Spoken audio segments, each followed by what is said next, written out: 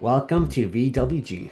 I have a contestant from England who competed on The Chase in the UK, Peter Brook, with me. Hi, thanks for having me. Yeah, I don't get to talk about the chase very often, so this is quite a nice change of tone for me. Oh, yeah, I agree. A nice chase of tone, if you know what I mean. Hmm. How did you first hear about The Chase in the first place? It goes back quite a while because it's been on UK television for probably about 15 years at this point.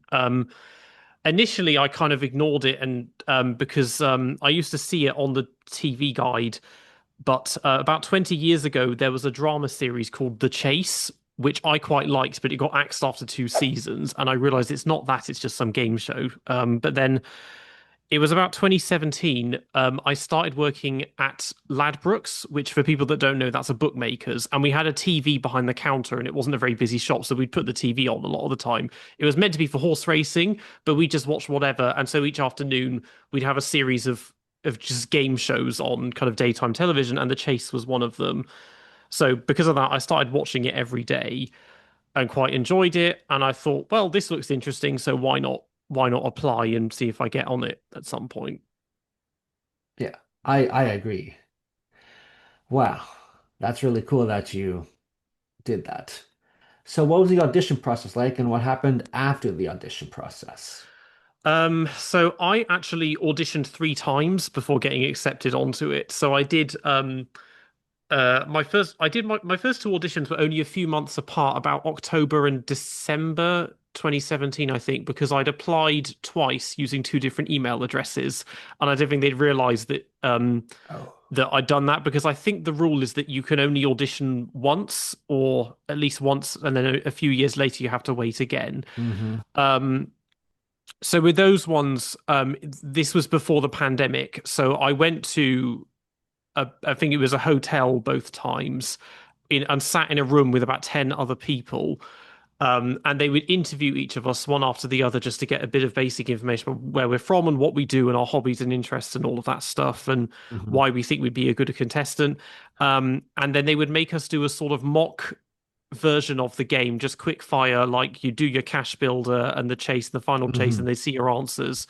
And then off the back of that, they would then tell you within 5 minutes who they weren't keeping on. So the first two times I wasn't chosen to advance, so then you just leave. The third time was 3 years later, actually, and I'd forgotten I'd applied again, and this was because it must have been more than a year or so since I applied, and this was in the middle of the pandemic. So it was all done over the phone. So that's the other thing. Before the audition, they call you on the phone and they ask you some stuff, and then they'll say, "Okay, we want you to come to this audition at this place at this time." So yeah, I did that, and then so this time, the audition process was all done over Zoom. Um, and obviously, and I knew already what to expect, having done it twice already, which maybe gave me a bit of an advantage.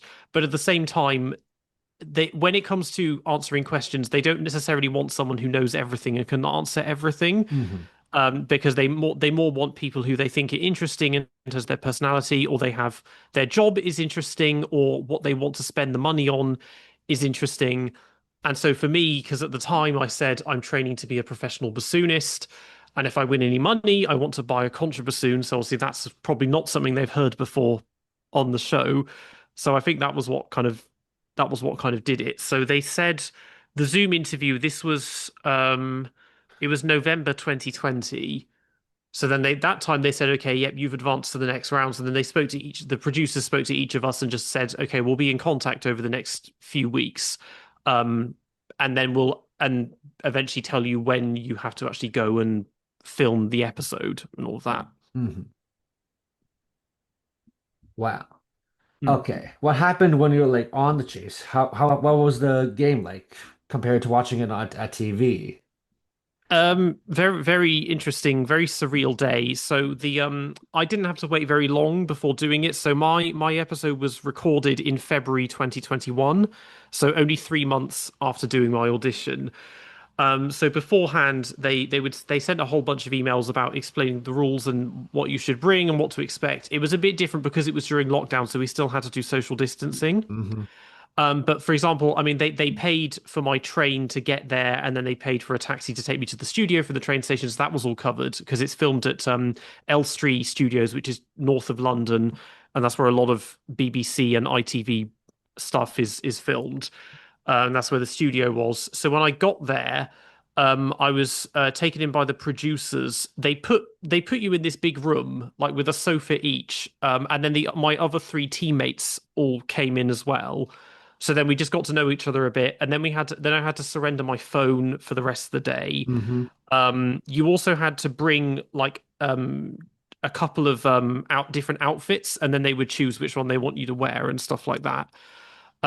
So they did that, and then they went through, they just had the producers in there and they explained all the rules to us again, even though by this point we've all been watching the show constantly, so we know Hmm. the rules anyway, and they had to explain the legal side about how they verify if the questions are correct and what to do if you think, no, no, that answer is, you said that's the correct answer, but I don't think it is, and that sort of thing.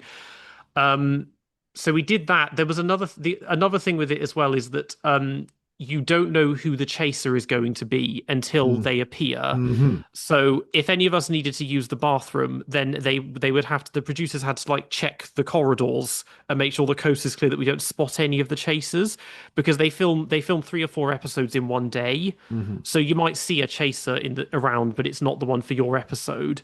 So I think ours was because it was like mid-afternoon, ours was the final episode recorded that day. Um, which meant there was a lot of waiting. So after the producers we'd all met each other and the producers explained everything, we were then taken off to our own individual dressing rooms, um, and just to get dressed and everything and get ready. But then there wasn't. But then we were left there for like an hour. So I was sat in this dressing room, but there was a TV, so I could watch that eventually. Um, and then it came time to be taken onto the set to record our episode. And that was very strange because there's no live audience. Hmm. So behind the cameras, it's just a wall and a whole bunch of producers and cameramen and all of that. And the actual like the ladder with the money on it that moves as they chase you down in the head to head, it's not nearly as tall as it looks and not nearly as imposing as the cameras make it look on the TV. Wow. Which is, but it was a bit again because of the social distancing. They put like plastic barriers in between the four of us when we're sat on that bench together. Hmm. And the filming process took roughly 2 hours, so more than double the actual episode, because partly because they cut a lot of things out. I mean, Bradley Yeah. Walsh he's a very funny man, Bradley Walsh, and everyone loves him, but he would mess things up and have to repeat it. And when they're interviewing you, they would cut a lot of that out, and only leave some of it to be broadcast. But also in between everybody's cash builder and head to head, they have to pause and reset everything and move everybody around. Um, so it took quite a long time for me. It was quite anxious because I was the last one on of the four. So I had to sit and wait for basically over an hour while those three went and did their cash builders and head to heads before me.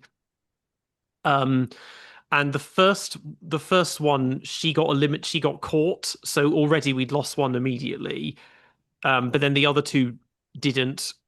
So yeah, it was just kind of waiting for a long time, twiddling my thumbs, just wondering what kind of questions I would get, more or less.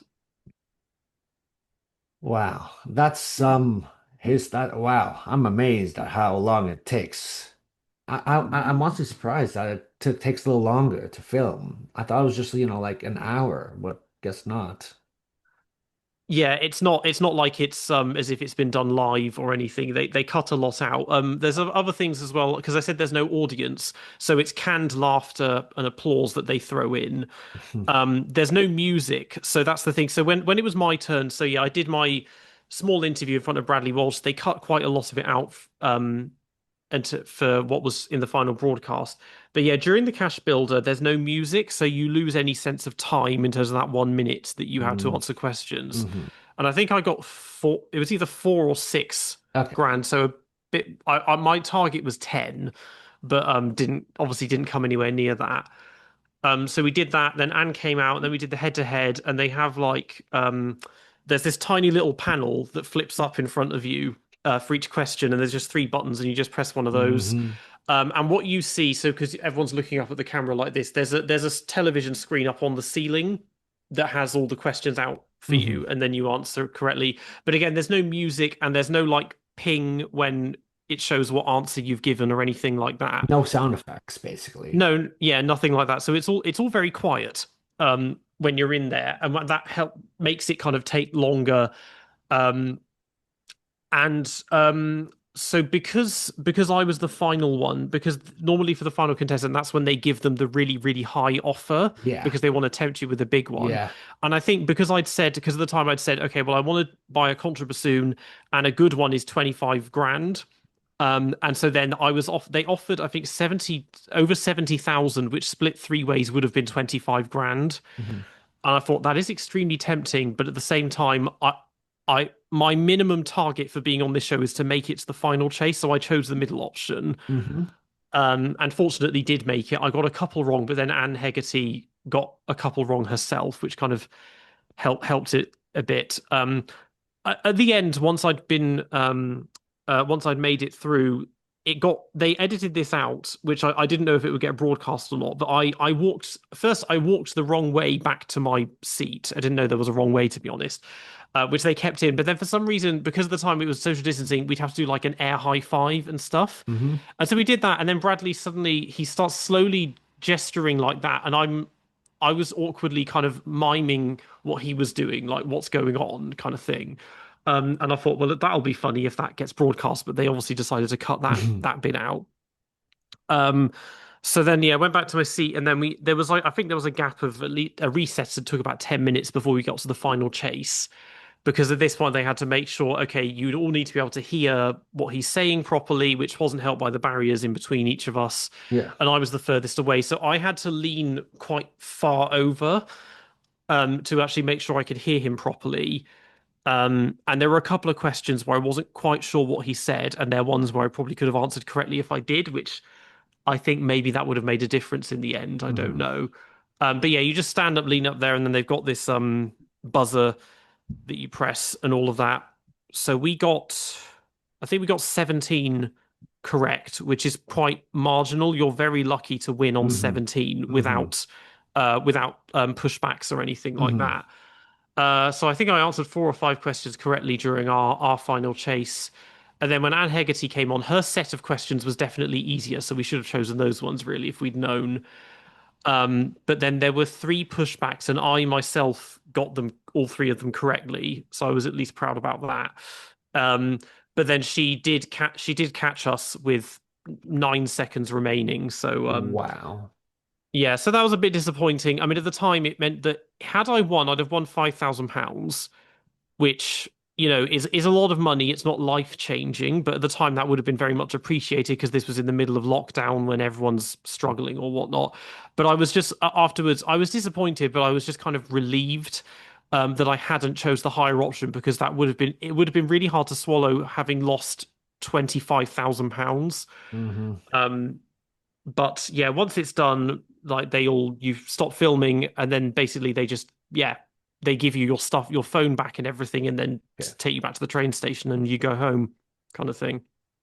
Wow. I was Hmm. gonna ask if there was any consolation prize, but I guess there wasn't. No, they don't give you like, a mug or anything like that if you lose. I'm not sure what happens with the people who get caught during the head-to-head because only the first contestant did, and she then left immediately. I don't know if then she just got sent home probably because we didn't see her backstage afterwards. Me and the other two. But yeah, it's basically just you come back, then all your stuff's kept in a locker. They give it back to you. They get a taxi to take you back to the train station, and you go home, and that's pretty much it. Hmm. Okay. Um, mm. Were you gonna say something or?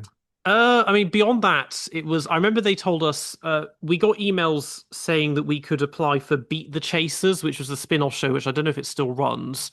I think I applied for that, but I'm not sure because, yeah, once you've been on the chase once, you're not allowed to do it again.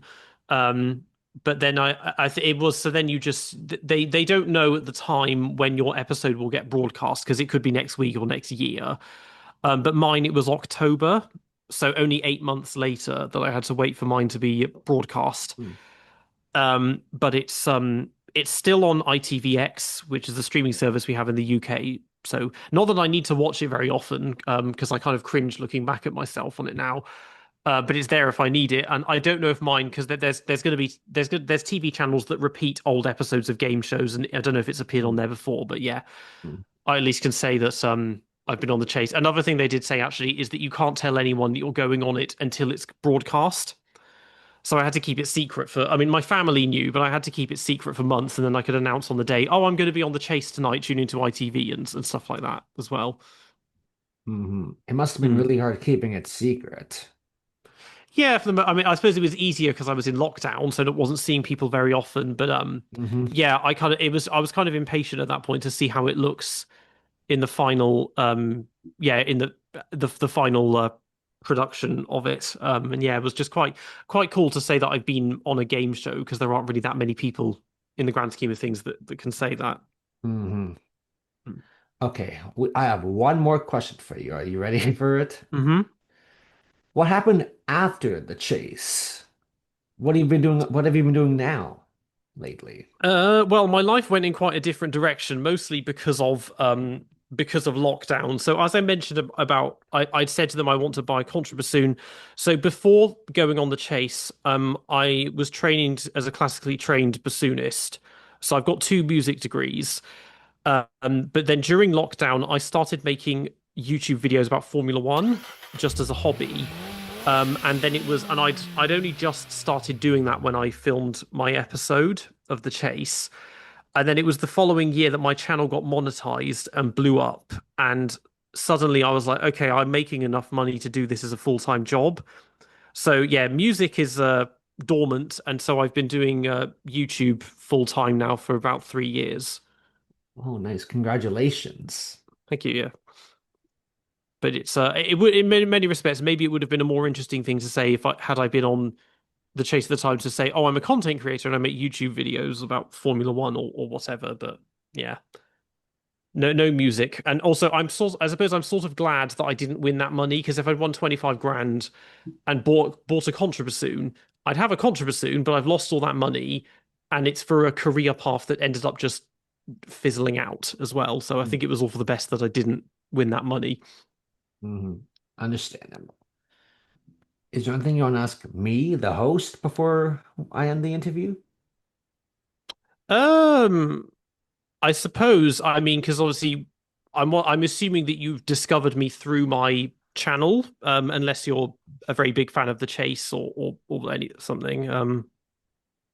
Yeah, I watch The Chase sometimes, well, mostly Hmm, on YouTube because I'm not sure if it's available here in Canada. yeah. But I searched IMDb for names and I just typed in your name on the internet from IMDb and then you were there. Oh, I see. I didn't know I was on IMDb. Okay, that's I suppose actually that would make sense that if you type the name in, my YouTube channel comes up. Yes. Yeah, I didn't know I was on IMDb, so that's a revelation. Well, you are. Hmm. Thank you, Peter, for taking the time to talk to me about your fast-paced chase experience. And thank you for having me. Yeah, it was good to talk about it. Oh, for sure, for sure.